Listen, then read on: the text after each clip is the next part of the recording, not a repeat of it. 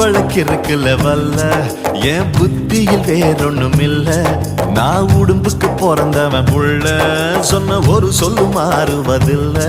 நீ வெறும் வாயமில்லாத விளையாட்டில ஏடி கள்ளச்சு என்ன தெரியலையா? ஓடி வெள்ளச்சு என்ன புரியலையா?